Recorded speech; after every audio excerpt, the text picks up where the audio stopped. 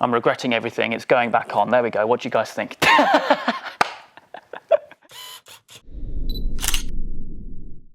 Hey guys, it's Luke here and welcome back to another video. Now today you join me with the BMW M140i for probably the most requested video ever. Now recently on the channel where I was filming with this car, I said if this video gets 1,000 likes, then I will personally remove the stripes on my car. And to my surprise, after under 12 hours, 1,000 likes was hit, and actually the video now, in terms of filming this, is nearly at 2,000. So that definitely sums up what you guys want. So today, regrettably, we're going to be removing the stripes on my car. Now, just a quick message to the guys at C2F4 who put the stripes on for me. Guys, I'm sorry. I don't want to remove them, but I think if I don't, I will be punished by nearly 2,000 people. So yeah, the stripes are going to be going today on the car, and I thought it'd be a cool idea to, whilst doing this, also answer some of your guys' questions as well. So we're doing a bit of a Q&A whilst removing the stripes.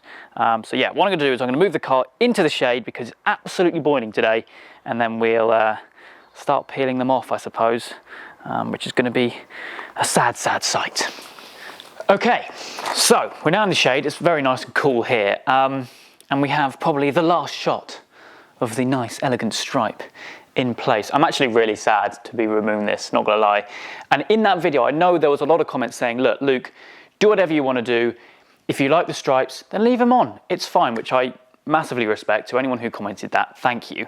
But I think it's time for them to go. The people have spoken, and I think, like I said earlier, if I were to do that and then leave them on, there would be a lot of outrage. So what we're going to do, we're going to get straight into this and actually show you what we have to do the job today. We have, of course, a heat gun. This is probably the easiest and, oh, ow, there we go, that's smooth. This is probably the easiest way to remove vinyl. Not to apply too much heat, but just enough to make it a little bit more malleable and peel off nicely. So we've got that. We've also got a little microfiber towel. This was not on the floor just then, don't worry, it was on my bag. Nice brand new microfiber towel, which I'm actually going to pop up here, just out of the way. Hopefully that doesn't fall on the ground. That is to then give the surface a wipe over with some tar and glue remover once the vinyl is off. There's not much vinyl on this car, to be fair, so I don't imagine there's going to be too much adhesive, if any, but I thought I'd bring this along just in case anyway. I'm going to be taking the main stripe off. I'm actually going to be leaving the side sill on, purely because I think it helps and kind of merges into the Maxton's side skirt as well. Let me know what you guys think about that. And I'm also leaving on the eyebrows at the front as well because it's chrome underneath there, and I think that will look awful. That's just a personal preference. I didn't specify anything else, just the stripes, all right? So, right, let's get my phone ready so we can get the first question off, and then we can start peeling this off. Yeah. I'm procrastinating because I do actually really like them. Okay, phone is at the ready. We have the first question, which is C63 M3 Giulia QV, what are you choosing? Now, this is going to be quite loud actually, so I apologise for that. But what am I going to choose? Out of those three, I think it's going to be C63 or M3, personally. I think C63 actually in hindsight. I just generally prefer proper AMGs. Oh, I don't know though, that's actually a really tricky question. I think I prefer the C63 over the M3 actually. I think, oh no, oh no. Sorry, I'm getting distracted by answering the question that I just realised that I'm actually peeling this off. Look at this is so sad. Yeah, for me it's going to be the C63. I'd love to own the latest generation, the facelifted C63. That would be proper beast. And actually, well, to be fair, the only one out of those three that I've driven is the Giulia Quadrifoglio. Awesome car. I drove that at the Goodwood Festival Speed. I'm regretting everything. It's going back on. There we go. What do you guys think? Oh dear, well that's the first bit off anyway. Yeah, no, that's the only one of those three which I've actually driven. Anyway, yeah, there's that question. I go for the C63 and the stripes are coming off. Or are they? Best option for your first hot hatch other than an M140i. Now personally, from personal preference, I'm going to go Golf R for a number of reasons. One, that was my first proper hot hatch, an awesome car, a car which excels in every single aspect, being daily driver, on track, up mountain passes, in race mode, whatever you want to imagine. Awesome car, and a great, well, now the Mark 7's pretty affordable first hot hatch. I think you can get some of them below 20k now, which is actually quite appealing. If I wasn't going to go for the Golf R, maybe the Golf GTI. It is a more toned down version of a hot hatch, but having said that, still is pretty quick, especially when you stick some modifications on it. I'm actually going to get the glue gun again, give it a little bit more heat. Can't believe I'm doing this. Unbelievable. So yeah, for me, probably either a Golf R or a Golf GTI. Although, to be fair, you can't really go far wrong with any hot hatch, to be honest. They're all amazing. I love them all. And if I could, I'd own them all. Any ideas on the next car after the M140i? Yes, I do have, I'd say, some plans, some very loose plans in place for a replacement of this car. However, nothing which will be happening anytime soon, to be honest. I am nowhere near done with the M140i. I feel like I properly haven't explored its full potential. Take that how you will. And I can't see me selling this for a long time yet. But I do have ideas of what I would like to replace it with when the time is right, that is for sure. But yeah, like I said, no plans yet to get rid of it. Only plans to get rid of the stripes or get more stripes. That would be funny, wouldn't it? Will you be getting any more suspension mods for the 140 in the near future? No. At the moment, I'm running the Motec Stance Plus, which I absolutely love. And with these wheels that I've got on the car at the moment, it just sits so well. I'm not sure if you can see that rear wheel from here, but perfect. I actually did have spacers on originally when the car was running the stock wheels. But to be honest, I don't think I'd go coilovers. Definitely wouldn't go air. I don't really like air, to be honest. So yeah, no plans. That's for sure. I think how it is at the moment on the Stance Plus is absolutely perfect for me. Anyway, big piece has just come off and I'm actually about to cry. Now, I am just going to interrupt things very quickly because, do you want to hear something funny? It's actually typical of me, to be honest. Now, when I said that if I get 1,000 likes on a video, I'll remove these stripes, I completely forgot the whole reason why I wrapped the stripes in the first place. And that is because behind this, on this door, there's a nice big scratch that I just happened to completely forget about until about 48 hours ago when I was planning this video. I thought, oh no, behind all that vinyl is a nice big scratch. Yeah, I'll show you that. It's kind of there, to be honest. There's also a dent in that door, which, great, need to get that sorted. So yeah, that's just rubbing salt in the wounds, isn't it? Just anyway, right, let's get it done. I'm going to need to touch it up once it's off anyway. I'll do that properly. But anyway, let's crack on. Thinking of getting a limited slip diff fitted. What's it like on the car? Now, I'm sure everyone watching will know that I have the M Performance limited slip diff on the car. It absolutely transforms it. It really, really does. I'd recommend it, absolutely. Why have I just closed that door? Yeah, I'd recommend it, absolutely. They are quite expensive, especially the M Performance one. You are paying for the brand. I decided to go M Performance purely because this car is quite new and I just felt like doing it properly rather than the likes of perhaps a Quaif diff, for example. Yeah, it absolutely transforms this car. This car, standard with the open diff, is quite lively. Especially in days like today where there is a lot of grip, because when you lose traction and then gain it again, it really snaps. It is quite a regressive snap, and it's really not very fun at the best of times, to be fair. So yeah, that is definitely something to bear in mind. I would 100% recommend investing in a diff. It makes the world of difference. And I hear it makes a lot of difference on track as well, which I'd like to explain, or experience, sorry, hopefully sometime this summer. Anyway, we're getting close to where this scratch is. So I think it's any minute now where it's going to become visible. Where is it? There it is. Oh no. I need to show you this close up because it is actually quite bad. Anyway, last little bit to come off here. Notice it is wrapped inside the door edge actually, which is lovely. The guys at C2F4 did an absolutely fantastic job at this. Not gonna lie, it is actually quite sad to remove it. I have a stone stuck to it, there we go. Anyway, yeah, I need to show you this close up because I can't believe I forgot about that. So it does kind of merge into the wax, which was kind of residue when I had the stripes on. But this here is the scratch. It's basically a key scratch. I bought it with it, and that's part of the reason why I did get quite a good deal on the car. The stripes were literally positioned just underneath where the scratch is. I will be able to touch it in, but if I can get that to focus, it is very deep. And if I were to get it done properly, it would mean basically respraying both doors, because you'd have to blend the front door because this is so close to the edge of it. So yeah, for the time being, that's a thing until I get it touched in. But yeah, I can't believe I forgot that. That's just so typical, isn't it? Anyway, last little bit on this side, and then we move over to the other one. Was the HampshirePhoto exhaust worth it? I presume you mean on the 140? No, on the Golf R. Yes, it was, absolutely. It was definitely a challenge supplying and finding one, because I got the car which had the standard exhaust, so I had to basically retrofit it myself, but it made an absolute world of difference. Just realised I'm not in shot. Hello. Yeah, absolutely phenomenal sound that thing made.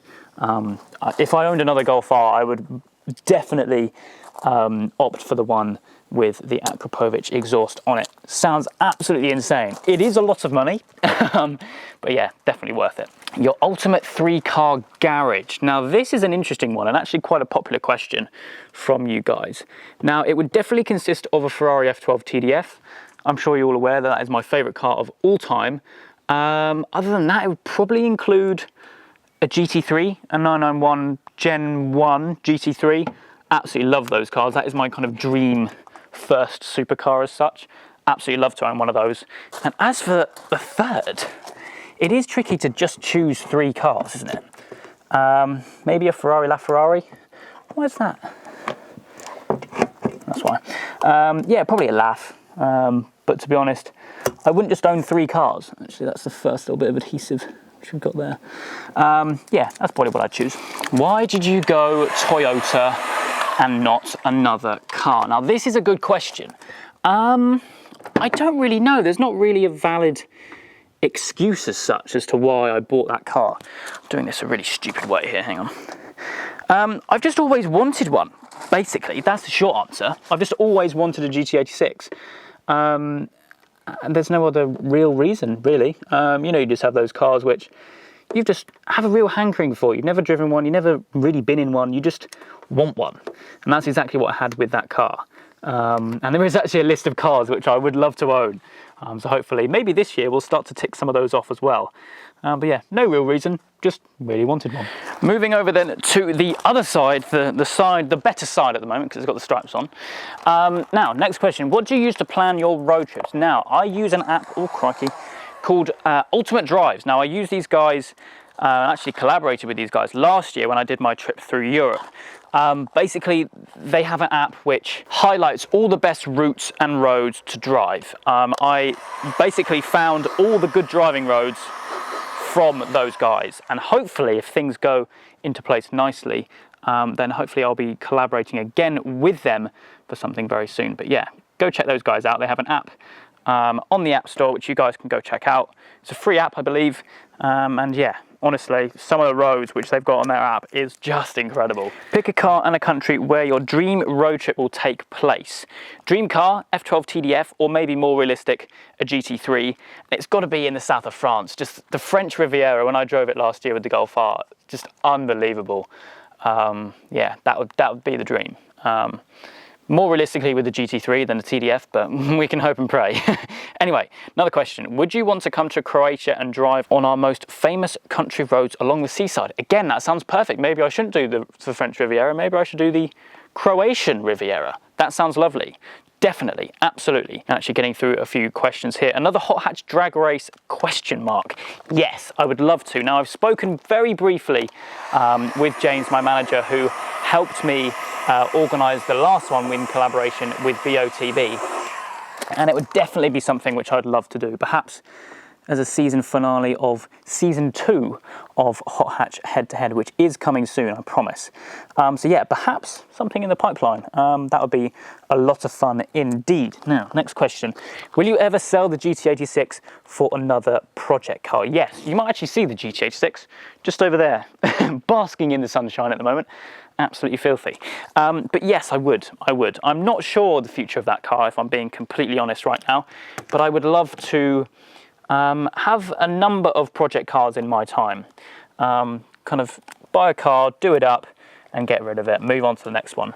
And yeah, there is a lot of cars which I would like to own and modify, that is for sure. But actually, the car is actually really warm because it was in the sunshine, so it has actually almost preheated the panels for me, so that's nice and satisfying, but also emotional. And actually, I believe that is all the questions.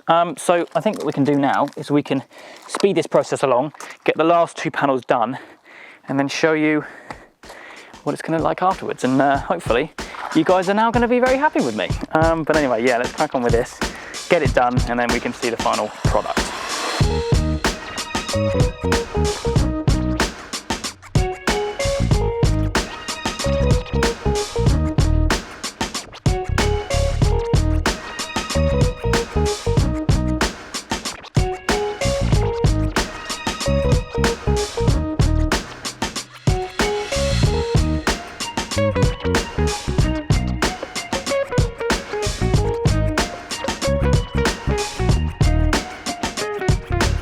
So there we go, everybody. Stripeless M140i. Like I said, I'm leaving the eyebrows on the front and also the side skirts, but of course the paint underneath is absolutely mint, apart from the scratch, which of course was already there. The guys at C2F4 did an absolutely phenomenal job, and of course they did use the infamous knifeless tape, so of course underneath is absolutely, look at that. It's absolutely mint. I did go along with the little microfiber. I didn't need to use the tar and glue remover. As expected, there wasn't much, if any, adhesive left on there because they were just such small little pieces. So yeah, that's all sorted. To be honest, I think it looks really weird now. I'm not gonna lie. It'd be interesting to see, actually, if anyone watching this who wanted the stripes to go now sees it like this and thinks it looks naked, because that's what I think. I think it looks really bizarre. But maybe because I'm just so used to seeing the stripes on there. But yeah, let me know what you guys think. Are you guys happy now? Leave a like if you are, because that would be good. But yeah, I just think it looks really bizarre now. Really bizarre, but you have spoken. It's what you guys wanted, and I have, of course, delivered. So there we go, everybody. The stripes are no more. I've actually picked up another stone in here. Come on, there it is. So yeah, the stripes are no more. Like I said, I'm leaving the front eyebrows on and also the side skirts right at the bottom, just above the Maxton side skirts. I think it kind of pieces it together, but if I'm honest, I think it just does look weird now. Because I'm just so used to seeing it with the side stripes on, but I hope people are now happy at my decision. The stripes are no more, which, albeit I am sad about, and a very few of you guys are as well, but we got the 1,000 likes. In fact, we pretty much doubled it, which I'm hugely thankful for. So I couldn't not, could I? I couldn't not. And hopefully I've answered some of your guys' questions as well. Little mini Q&A whilst we're doing it to keep us busy. But here we go. Another little bit done to the 140. The most hated modification is now off. So I hope you guys have enjoyed this video. If you have, please do make sure you leave a like and make sure you subscribe for all the adventures still to come. Right, C2F4, let's book it in. They're going back home.